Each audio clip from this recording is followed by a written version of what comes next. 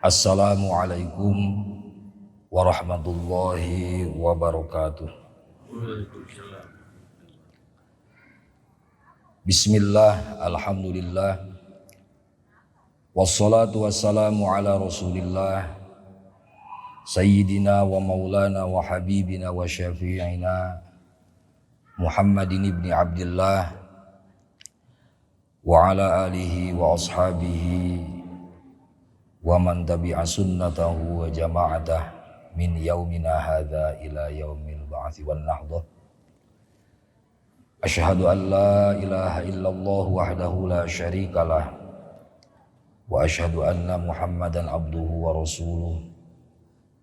Allahumma salli ala sayyidina wa maulana Muhammad wa ala ali sayyidina Muhammad. Amma ba'du. Faqad qala Allah Ta'ala fi kitabihil karim wa huwa asdaqul qailin. A'udzu billahi as-sami'il 'alim minasy syaithanir rajim. Wasbir nafsaka ma'al ladzina yad'una rabbahum bil ghadati wal 'ashyi. Al-ayah. Wa qad qala an-nabiyyu sallallahu alaihi wasallam min ijlalillah ikramu dzisyaibah al-muslim. Puji beserta syukur hak Allah, salawat beserta salam semoga tetap Allah limpah curahkan kepada junjungan kita semua, seorang pemimpin yang telah membawa umatnya untuk beramal ilmiah dan berilmu amaliyah, yakni habibana wa nabiyana Muhammad sallallahu alaihi wa alihi wasallam. Tak lupa pula semoga salawat dan salam ini tetap Allah limpah curahkan kepada para sahabat, para tabi'in, atba'it tabi'in, wabil khusus kita semua yang sama-sama berkumpul di haflah mubarakah ini. Semoga Allah tetap limpah curahkan kepada kita berkah, rahmat serta pertolongannya. Amin ya Allah ya rabbal alamin. Hadaratul kiram, pada kesempatan yang baik ini alhamdulillah dalam keadaan yang berbahagia ini kita telah mendapatkan jaminan dari Allah Subhanahu wa taala, karena kita masih mau berangkat untuk menghadiri majelis ta'lim, majelis yang di dalamnya dibahas ilmu-ilmu Allah dan ilmu-ilmu Rasul. Banyak sekali Allah Subhanahu wa taala melimpahkan nikmat kepada kita. Namun dari semua nikmat yang telah Allah limpahkan kepada kita, tidak semua nikmat itu mendapat jaminan dari Allah Subhanahu wa taala. Kecuali salah satunya adalah nikmat hadir di majelis ta'lim. Karena orang yang dia sudah berniat berangkat ke majelis ta'lim, Allah telah memberi jaminan ghufira lahu qabla ayyakhtuwa, bahwa dosa perdosanya diampuni Allah sebelum dia melangkahkan kaki. Dalam riwayat lain, para malaikat-malaikat Allah yang ada di langit semuanya mendoakan, semuanya ridho melihat orang yang berangkat ke majelis ta'lim. Dalam sebagian riwayat lagi, para malaikat membentangkan sayapnya untuk meneduhi orang-orang yang duduk di majelis ta'lim. Sebagian riwayat lagi menyatakan bahwa sayap-sayap malaikat ini dipakai untuk duduk bagi orang-orang yang mau hadir di majelis taklim. Orang yang mau berangkat ke majelis taklim ini sama dengan orang yang seperti berangkat ke surga. Langkah kaki kanannya diangkat derajat oleh Allah, langkah kaki kirinya diampuni semua dosa-dosanya. Bahkan dalam suatu riwayat, ada orang yang sedang hadir di majelis taklim, dia punya hutang,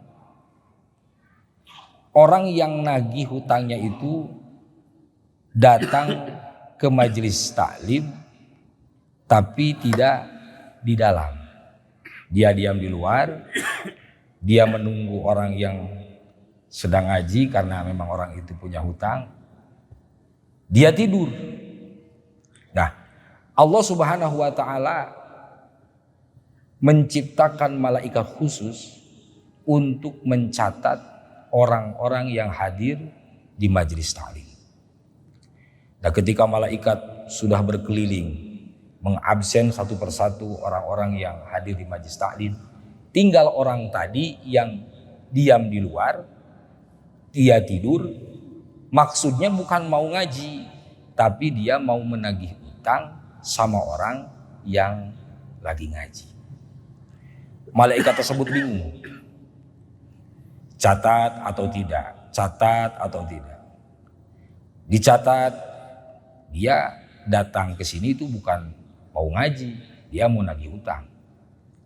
Kalau tidak dicatat, takutnya Allah memasukkan dia itu terhadap kepada golongan orang-orang yang mendapatkan ilmu.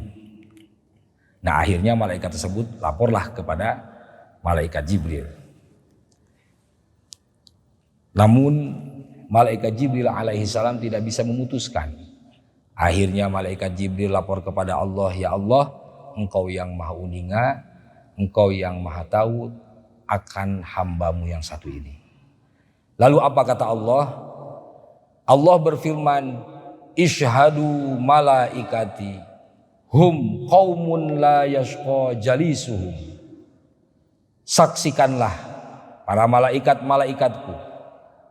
Jadilah engkau saksi-saksiku bahwa orang-orang yang berada di sekitar orang-orang yang sedang taklim atau di majelis taklim itu adalah orang-orang yang tidak akan celaka.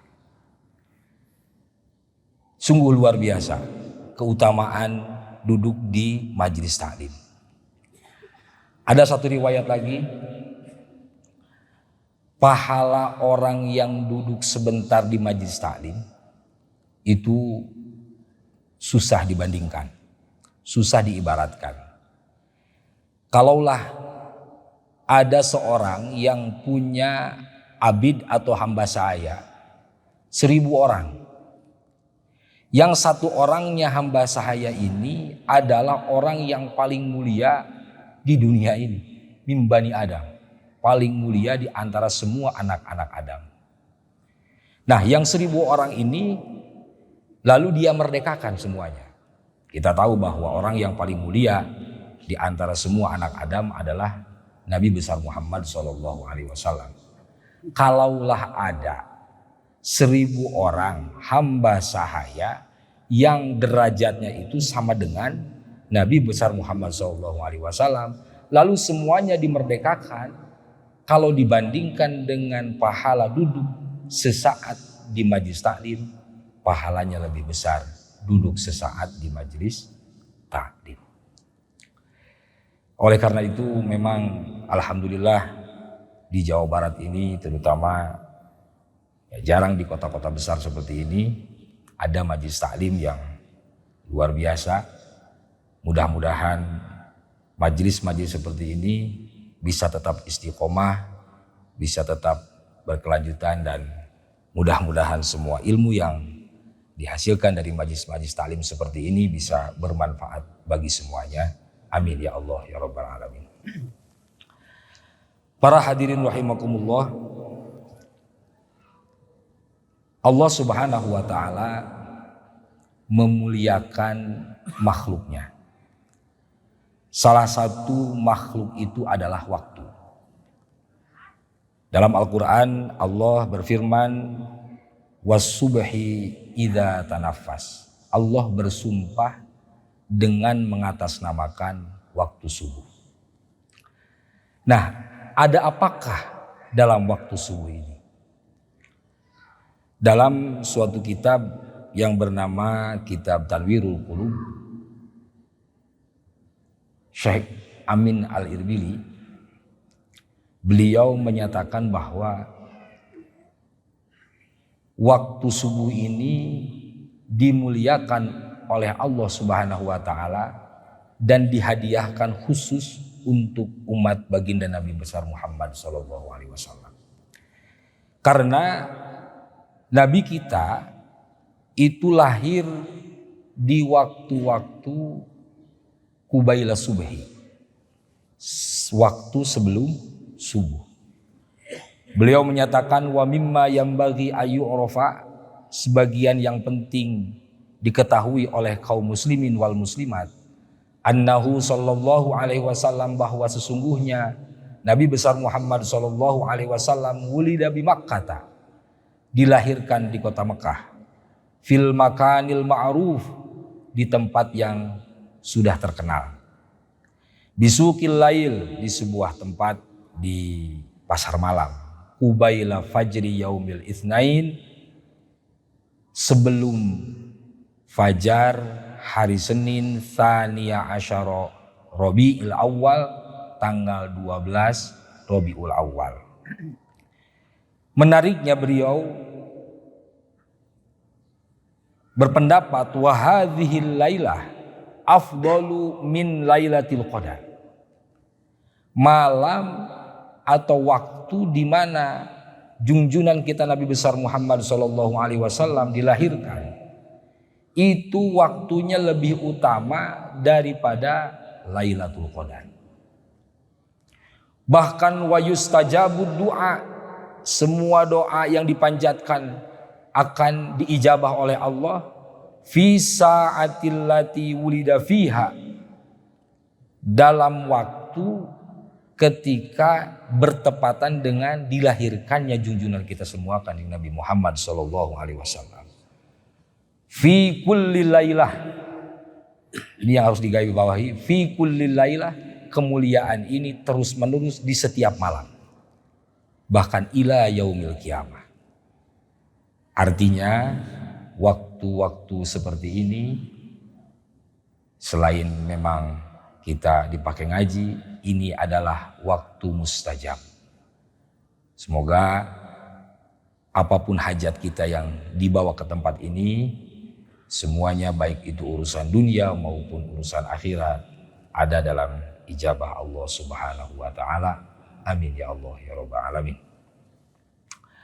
Hadirin rahimakumullah, selain tadi salah satu keterangan yang saya bacakan tentang keutamaan waktu subuh, dalam firman Allah Subhanahu wa taala, wasbir nafsaka ma'alladzina yad'una rabbahum bil ghadati wal 'ashi. Allah memuliakan waktu subuh itu memang dari redaksi Al-Qur'an, waktu subuh itu disebut lebih dahulu daripada waktu sore. Bil 'ashyi bil ghadati wal asyi, di waktu subuh dan waktu sore. Ini kalau menurut ilmu alat, kata yang pertama kali disebutkan itu biasanya lebih utama daripada kata yang disebutkan berikutnya. Kalimat waktu subuh, kata al-ghadat, subuh, itu diucapkan lebih utama daripada kata sore, al-asyi. Jadi menurut ulama ahli tafsir, waktu subuh itu lebih utama daripada waktu sore karena disebutkan lebih utama. Nah, Allah langsung mewahyukan kepada baginda Nabi besar Muhammad sallallahu alaihi wasallam, wasbir, wahai Muhammad, engkau harus bersabar. Engkau harus berlatih menyabarkan nafsaka kepada diri engkau sendiri. ma'alladzina yad'una rabbahum, supaya engkau bisa bersama-sama dengan orang-orang yang beribadah kepada Allah. Yad'u ini di sini maknanya memang banyak para ulama ahli tafsir. Imam Tobari beliau menyatakan bahwa yad'u ini bisa diartikan tasbih atau tahmid atau berdoa atau amal-amal soleh lainnya, terutama majlis ta'lim. Wahai Muhammad, bersabarlah engkau beserta orang-orang yang sedang menyembah, mengajak kepada Allah Subhanahu wa taala di waktu subuh dan waktu sore. Yuriduna wajhah, yang orang-orang tersebut Muhammad adalah orang-orang yang mengharapkan ridho Allah. Orang-orang yang mengharapkan nikmat dari Allah Subhanahu wa taala. Orang-orang yang ingin bertemu dengan Allah Subhanahu wa taala. Wala ta'du ainaka anhum, dan janganlah sekali-kali engkau memalingkan matamu dari mereka. Nabi Muhammad diperintah untuk bersabar, berkumpul dengan orang-orang yang mereka bertujuan ingin mendapatkan ridho Allah Subhanahu wa taala di waktu subuh dan waktu sore. Turidu zinatal hayati dunya, sedangkan engkau mengharapkan, menghendaki tujuan-tujuan urusan dunia. Artinya, walaupun engkau memiliki urusan-urusan dunia yang penting, kalau di waktu subuh sempatkanlah dulu berkumpul dengan orang-orang yang beribadah menyembah kepada Allah Subhanahu wa taala. Sempatkanlah dulu berdoa kepada Allah Subhanahu wa taala. Agar apa? Agar hidupmu selamat, agar hartamu selamat, agar anak turunanmu selamat, agar doa-doamu dikabulkan oleh Allah Subhanahu wa taala. Al-Imam Syafi'i beliau berijtihad di waktu subuh, khusus di sholat subuh itu ada kunut, doa khusus. Allahumma hdina fiman hadait, ya Allah berikanlah hidayah kepada kami beserta orang-orang yang telah engkau beri hidayah. Wa afina fiman afait, ya Allah berikanlah kewarasan kepada akal kami beserta orang-orang yang telah engkau beri kewarasan kepada mereka. Wa tawallani fiman tawallait, dan uruslah kami sebagaimana engkau mengurus orang-orang yang telah engkau berikan jaminan kepada mereka. Wa barik lana fima a'tait, dan berikanlah keberkahan atas apa yang telah engkau berikan. Jika raga ini telah engkau berikan, maka berikanlah keberkahan terhadap raga ini. Jika engkau memberikan ruh ini, maka berikanlah keberkahan terhadap ruh yang engkau berikan ini. Jika engkau memberikan harta kepada kami, berkahilah harta kami, sehingga harta kami dipakai dalam jalan-jalan yang engkau ridhoi, dan lain sebagainya, meminta keberkahan atas apa yang telah Allah berikan. Sungguh luar biasa para hadirin, keutamaan-keutamaan yang Allah berikan di waktu subuh ini. Bahkan dalam kitab Qaumi Utughyan ini ada suatu riwayat, ada suatu hikayat tentang salah seorang sahabat yang paling utama, yaitu Sayyidina Ali. Kejadiannya itu waktu subuh. Wa hukiya anna aliyan kana yadhhabu ilal jama'at. Suatu ketika Sayyidina Ali karamallahu wajhah, beliau hendak berangkat menuju sholat berjamaah di sholatil fajri musri'an. Dengan terburu-buru dia pergi ke masjid ingin sholat berjamaah bersama Rasulullah Shallallahu Alaihi Wasallam. Falakiya syaikhan fit thariq. Ketika di jalan dia bertemu dengan seorang kakek tua, yamshi qadamahu ala sakinah wal wiqar, Si kakek tersebut berjalan dengan tenang dan santai. Maklum, kakek-kakek. Fi sakakit toriki, di jalan yang sempit, itu kan, menuju ke masjid. Sayyidina Ali berada di belakang kakek-kakek tersebut. Kakek-kakek tersebut tidak tahu di belakangnya Sayyidina Ali mau menuju ke masjid. Ia berjalan dengan santainya. Fama marro aliyun takriman lahu. Yang luar biasa ini adalah Sayyidina Ali tidak mau menyusul kakek tersebut takriman lahu, karena dia memuliakan kesepuhan dari orang tersebut.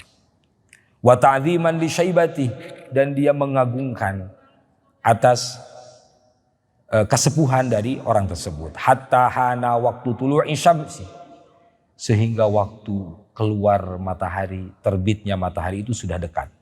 Waktu subuh hampir habis. Falamma dana syaikhu min babil masjid, maka tatkala si kakek tersebut sudah dekat dengan pintu masjid, lam yadkhul fi, ternyata kakek tersebut tidak jadi masuk ke masjid. Fa'alima aliyun annahu minan nasoro, maka sadarlah Sayyidina Ali bahwa kakek tersebut bukan beragama Islam tapi beragama Nasrani. Fadakhalal masjid fawajada Rasulullah sallallahu alaihi wasallam fi ruku'. Ketika itu Sayyidina Ali langsung masuk ke masjid dan Rasul pada waktu itu sudah dalam keadaan ruku'. Falamma faragha min sholati, lalu Sayyidina Ali ikut masbuk pada Rasul, ikut takbiratul ihram, lalu ikut ruku dengan Rasul. Salat Rasul beres. Nah, ketika beres salat subuh, qalu ya Rasulullah lima tawwaltar ruku. Para sahabat langsung bertanya kepada Rasul. Ada suatu kejanggalan di salat subuh tersebut. Para sahabat bertanya, ya Rasulullah, atas dasar apa engkau memanjangkan ruku'mu fi hadhihi salat, dalam salat tadi? Ma kunta taf'alu mithla hadza, sedangkan engkau tidak pernah melakukan hal tersebut di salat yang lainnya.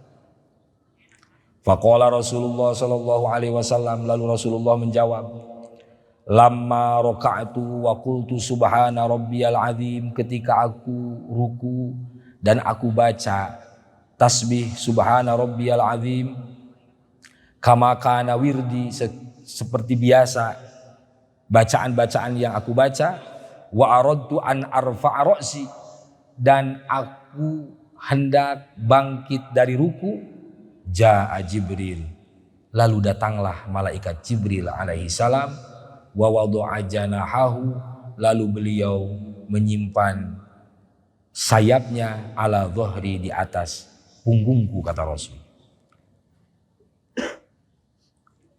Wa akhadhani tawilan, lalu dia menahan punggungku supaya tidak cepat-cepat bangkit. Falamma rafa'a janahahu, lalu ketika Jibril alaihissalam mengangkat sayapnya, rafa'tu ra'si, lalu aku bangkit dan aku angkat kepala. Faqalu lima fa'ala hadza, lalu ya Rasulullah, apa maksud malaikat Jibril melakukan hal itu? Faqala ma sa'altuhu, Rasul menjawab, saya tidak sempat tanya karena tadi lagi salat. Fahadara Jibril, lalu malaikat Jibril pada saat itu hadir di hadapan Rasulullah sallallahu alaihi wasallam. Wa qala ya Muhammad, lalu langsung malaikat Jibril berkata, wahai Muhammad, inna aliyan kana yasta'jilu lil jamaah. Muhammad, tadi Ali hendak berangkat berjamaah. Dia terburu-buru, falakiya syaikhan nasraniyan, lalu di tengah jalan dia bertemu dengan seorang kakek-kakek yang beragama Nasrani. Walam ya'lam annahu nasrani, Ali tidak tahu bahwa kakek tersebut beragama Nasrani. Fa akramahu li ajri syaikhihi, tapi dia mau menghormati, memuliakan kakek tersebut karena ketuaannya, karena usianya. Inilah akhlak yang baik yang dicontohkan oleh Sayyidina Ali karramallahu wajhah. Wa ma marra alaihi, dan Ali tidak berani menyusul kakek tersebut. Fa amaroni Allah an akhudhaka firruku, lalu Allah seketika memerintahku untuk menyimpan sayapku di atas punggungmu Muhammad. Hatta yudrika ma'ak ala sholatil fajri, sehingga Ali bisa ikut berjamaah bersama engkau. Yang aku lakukan ini hal yang biasa Muhammad. Tapi yang luar biasa, wa amarallahu ta'ala Mikaila ayyakhudha syamsa bijanahi hatta la tatlu'a bihurmati Aliyin radhiyallahu ta'ala anhu. Yang luar biasa itu perintah Allah kepada malaikat Mikail. Mikail diperintah oleh Allah menahan matahari agar tidak cepat-cepat terbit. Ini satu kejadian yang khawariq lil adah, di luar kebiasaan. Satu, karena waktunya di waktu subuh. Kedua, karena berkah Sayyidina Ali memuliakan orang yang lebih tua. Para hadirin rahimakumullah, kesimpulan dari majelis ini salah satunya, marilah kita sama-sama manfaatkan waktu subuh ini, waktu yang mulia ini, untuk dilaksanakannya di waktu ini hal-hal yang positif, hal-hal yang membahagiakan hati baginda Rasulullah SAW, agar kita semua diaku mendapatkan syafaat, mendapatkan pertolongan, hakikatnya dari Allah, wasilahnya dengan amaliyah soleh kita, dan melalui syafaat baginda Nabi besar Muhammad SAW. Dan selain itu, marilah kita sama-sama perbaiki akhlak-akhlak kita semua yang merujuk akhlak-akhlak baik ini kepada Nabi besar Muhammad SAW, karena Nabi besar Muhammadlah orang yang menjadi kekasih Allah. Salah satunya keutamaannya adalah la'ala khuluqin adim. Nabi besar Muhammad adalah orang yang memiliki akhlak yang agung. Barang siapa orang yang bisa mengikuti jejak Nabi Muhammad SAW dan membahagiakan hati beliau, maka ia akan mendapatkan cinta dari Allah Subhanahu wa Ta'ala. Barang siapa orang yang telah dicintai oleh Allah Subhanahu wa Ta'ala, apa yang tidak akan Allah berikan. Para hadirin rahimakumullah, pokoknya hanya itulah yang bisa saya sampaikan. Mudah-mudahan walaupun sedikit bisa menjadi manfaat khusus bagi diri saya, umumnya bagi para hadirin semuanya. Mohon maaf apabila ada kata-kata yang kurang berkenan. Wallahul muwafiq ila aqwamit thoriq. Wassalamualaikum warahmatullahi wabarakatuh.